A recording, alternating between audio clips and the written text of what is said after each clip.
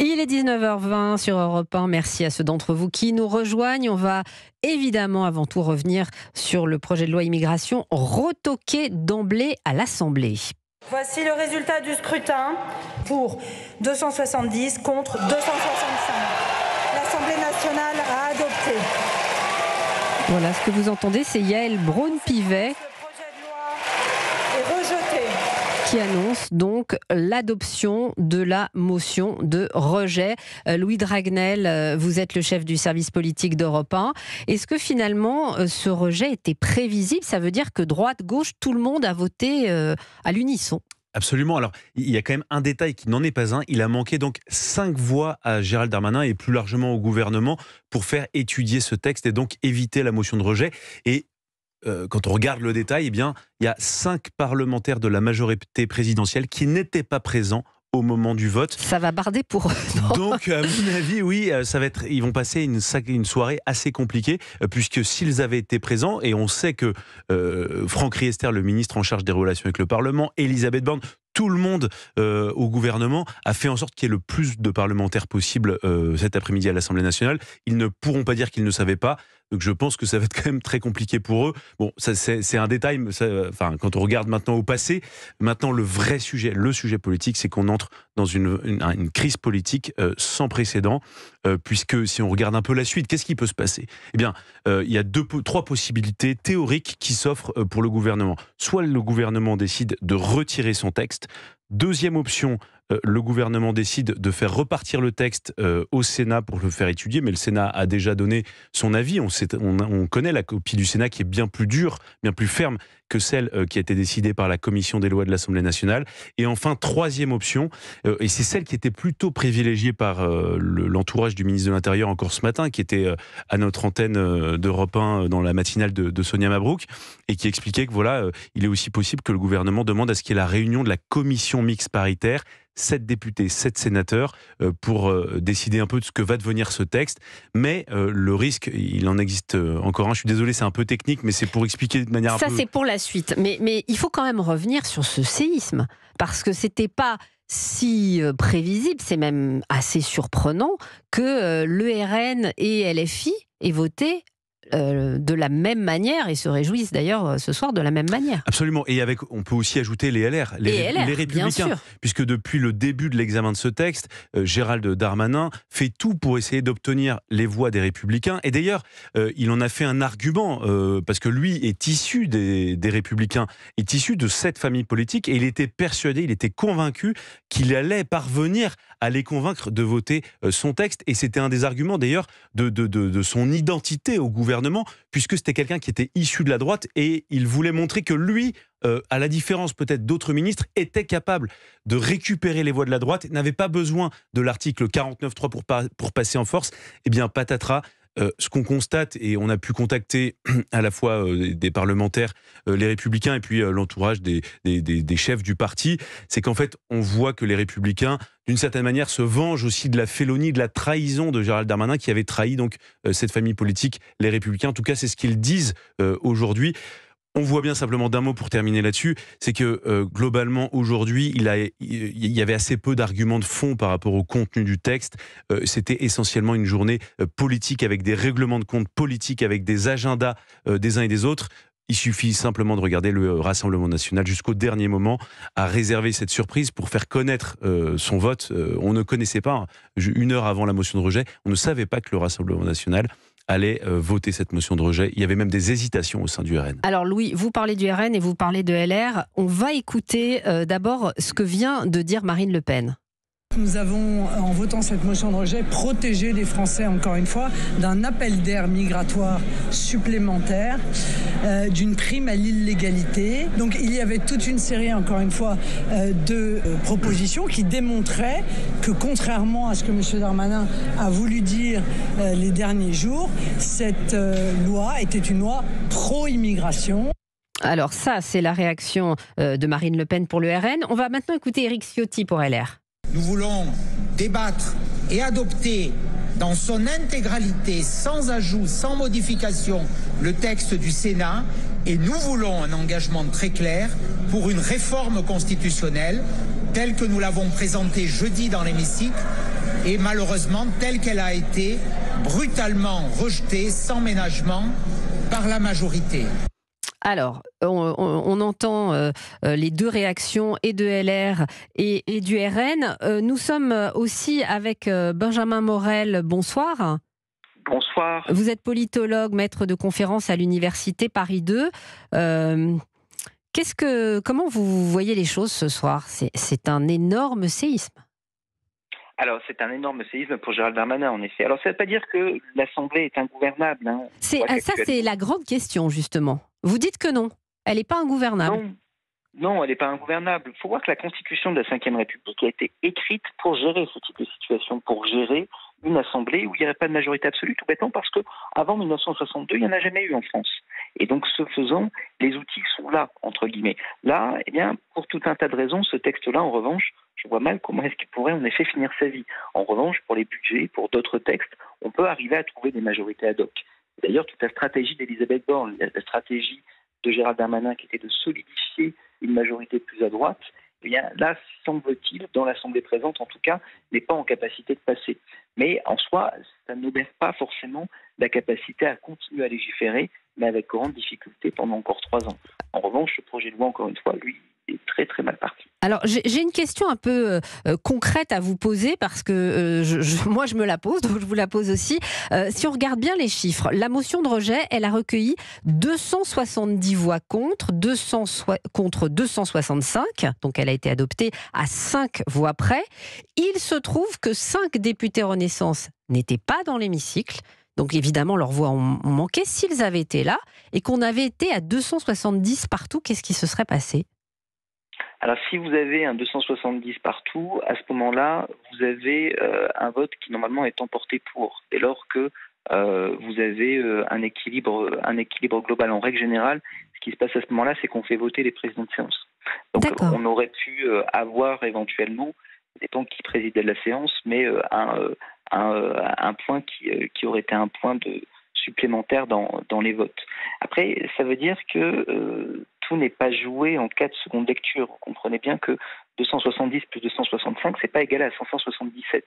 Et que donc, il peut y avoir des jeux de participation différentiels entre les différents groupes qui fait que demain, si jamais le texte revenait après une commission mixte paritaire, après un passage au Sénat, et qu'il y avait un retour à l'Assemblée nationale, une nouvelle motion de rejet pourrait être rejetée. Si la motion de rejet n'est pas acceptée, on arrive au débat, il y a loin de la coupe aux lèvres pour que ce soit adopté, mais ça ouvre la possibilité d'utiliser un 49 alinéa 3. Gérald Darmanin ne veut pas en entendre parler, ne voulait pas en entendre parler. Aujourd'hui, pour lui, ce sera un moindre mal. Ça pourrait tout à fait arriver. Alors, vous allez rester avec nous. Louis Dragnel est également à mes côtés parce qu'on a un sujet aussi important à aborder. C'est qu'en ce moment même, une réunion au sommet se tient à l'Élysée. Emmanuel Macron reçoit Gérald Darmanin. À tout de suite. Europe 1 Soir, 19h-20h. Hélène Zellani. 19h32 sur Europe 1. Nous sommes toujours avec le politologue Benjamin Morel et avec Louis Dragnel, chef du service politique d'Europe 1. On le disait, au moment où nous parlons, le président de la République était en visite à Toulouse, il est en train de rentrer et Gérald Darmanin est à l'Élysée. Évidemment, tout le monde aimerait être la petite souris qui assiste à cet entretien. Louis Dragnel, est-ce que c'est... Je ne sais pas, est-ce qu'il peut de me proposer sa démission ? Parce que c'est un énorme échec, ça c'est le mot qui revient, camouflet, enfin les synonymes ne manquent pas. Est-ce qu'il peut proposer de partir ? Est-ce que Emmanuel Macron peut lui demander de partir ou au contraire lui réaffirmer sa confiance ? Qu'est-ce qu'ils peuvent se dire ? Alors objectivement, tout est possible, vous avez raison. Ensuite, Emmanuel Macron n'a pas franchement aidé Gérald Darmanin jusqu'à il y a très récemment, même hier soir, à l'occasion de l'anniversaire de la Déclaration universelle des droits de l'homme et du citoyen. Emmanuel Macron a fait une longue sortie sur l'importance de préserver la tradition de l'asile en France, un droit intangible, voilà, qui sonne un peu comme un contre-pied au discours qu'essaye de faire passer Gérald Darmanin depuis plusieurs semaines, notamment en essayant d'aller chercher des voix de droite pour expliquer qu'il ne sera pas laxiste. Ensuite, si Gérald Darmanin demande ou propose sa démission à Emmanuel Macron peut la refuser. On se souvient que Gérard Collomb, prédécesseur de Gérald Darmanin décédé récemment. avait proposé sa démission plusieurs fois, Emmanuel Macron, qui l'avait refusé. Mais je pense que politiquement, imaginons que ce soit ce cas de figure-là qui se présente ce soir, si Emmanuel Macron pense qu'en se séparant de Gérald Darmanin, son problème politique est réglé, je pense qu'il se trompe complètement, parce que ce qui se passe aujourd'hui dépasse très largement Gérald Darmanin et son texte sur l'immigration. C'était un texte, l'un des plus politiques par excellence. D'ailleurs, il a été reporté plusieurs fois. C'était le deuxième plus important après les retraites. Exactement. Les retraites, ça s'était quand même très mal terminé, puisque ça fait vraiment 2 échecs politiques. Les retraites, finalement, Elisabeth Borne avait dû utiliser l'article 49.3 de la Constitution. Et puis là, c'est même pas l'article 49.3, c'est-à-dire que le texte peut même pas être étudié dès le début à cause de cette motion de rejet. Donc, il y a quelques jours, Emmanuel Macron a dit qu'il allait proposer une sorte de renouveau, une nouvelle séquence, une sorte de choc institutionnel. On ne sait pas très bien à quoi ça va ressembler. Il expliquait la temporalité, ce sera sans doute après Noël. Moi, je pense qu'il devrait se servir de cette crise politique d'aujourd'hui pour vraiment renverser la table, envoyer un électrochoc pour une simple raison. Renverser la table, mais pas renverser Gérald Darmanin. Alors, je ne sais pas ce qu'il a en tête, mais pour une simple raison, c'est que les prochaines élections, au printemps prochain, ce sont les élections européennes. Et aujourd'hui, la liste de la majorité défendue, la liste d'Emmanuel Macron, dans les derniers sondages, globalement, n'affiche pas un très bon résultat. Le Rassemblement national est très fort. Et la seule possibilité, à mon avis, pour Emmanuel Macron, d'essayer d'inverser cette tendance, c'est d'afficher quelque chose de nouveau. D'autant plus qu'on sait que le Rassemblement national va passer toute la campagne européenne à parler d'immigration. Et là, ils tiennent depuis aujourd'hui, leur victoire. Et je termine simplement d'un mot. C'est la dernière élection qui a lieu avant la prochaine élection présidentielle, grande élection. Et donc Emmanuel Macron sait aussi qu'il peut ne pas se remettre politiquement d'une défaite aux élections européennes. Donc je pense que ce qui s'est passé aujourd'hui peut servir d'électrochoc, peut paradoxalement l'inviter à aller plus vite, parce qu'on sait qu'Emmanuel Macron, souvent quand il y a une crise, procrastine, prend son temps. Là, il n'a pas manifestement, il n'y a pas mille options politiquement pour essayer de se relancer. Benjamin Morel, que pensez-vous de ce que vient de dire Louis Dragnel? Comment voyez-vous cet entretien qui doit se dérouler en ce moment même entre Emmanuel Macron et Gérald Darmanin? C'est complexe, évidemment, parce qu'en effet, je suis d'accord avec ce qui a été dit, il ne l'a guère soutenu ces derniers jours. Et on a eu même l'impression que cette défaite, peut-être l'avait-il, je dirais, subsumée, parce qu'on a un président de la République qui est resté très, très en retrait sur ce sujet. C'est vraiment Darmanin qui a été identifié à ce texte. Donc, ce faisant, on a aujourd'hui une situation de blocage politique en lien avec ce texte, mais qui reste pas, encore une fois, et je reviens là-dessus, c'est peut-être un petit point de désaccord, mais pas une situation de blocage global. Il y a malgré tout des possibilités, des capacités pour gouverner. En revanche, est-ce que ça peut être une occasion pour renverser la table et pour potentiellement relancer une forme de dynamique? Potentiellement, on a un texte qui, quand on regarde les enquêtes, pouvait être relativement populaire. De l'autre côté, vous avez une assemblée qui le rejette. Donc ça peut être un carburant. Le problème, encore une fois, c'est sur quelle base, quoi faire? Parce qu'il n'y a pas de majorité parlementaire. Et donc, proposer un nouveau texte ne va pas arranger la donne. Le référendum sur l'immigration, pour des raisons constitutionnelles sur lesquelles on pourrait revenir, c'est quand même très très borné. Faire une révision constitutionnelle pour ensuite permettre un référendum, ça paraît à la fois très lointain, très technique et très compliqué. Donc ça ne m'apparaît pas forcément être quelque chose qui aujourd'hui, de toute façon, n'aurait pas de majorité au Congrès. Et enfin, la dissolution, peut-être, sauf que le problème de la dissolution... C'est très très risqué. C'est très risqué. Quand vous prenez les enquêtes, les législatives partielles, etc., il est probable que la majorité ne serait toujours pas absolue et qu'elle serait même peut-être potentiellement plus étriquée, voire qu'il puisse y avoir une majorité NUP-RN, auquel cas le pays est ingouvernable. La petite possibilité, lueur d'espoir en la matière pour Emmanuel Macron, ce serait une dissolution réelle de la NUP avec une absence d'accord électoral qui ferait qu'à ce moment-là, la plupart des circos NUP deviendraient prenables et auquel cas... ça se joue, mais c'est quand même joué. Ça fait beaucoup de si. Est-ce que vous pensez que le texte qui aurait dû être examiné, qui ne le sera pas donc, en tout cas en l'état actuel des choses, est-ce que ce texte, il est à la poubelle ou est-ce que vous pensez qu'il va revenir d'une manière ou d'une autre, peut-être on l'a dit via une commission mixte paritaire, via le Sénat, ou est-ce que finalement le gouvernement aurait intérêt à totalement l'oublier, au moins momentanément? Alors, il y a la première option qui est le retrait, en effet. Il est toujours possible, signalerait un échec, et au moins, entre guillemets, l'échec s'arrête là. La torture pour le gouvernement et Gérald Darmanin cesse. L'autre option, c'est de le renvoyer au Sénat pour une deuxième lecture, auquel cas, ça ne changera rien, parce que le Sénat délibérerait sur son propre texte, mais ça peut permettre de gagner du temps pour négocier avec les uns et les autres à l'Assemblée nationale.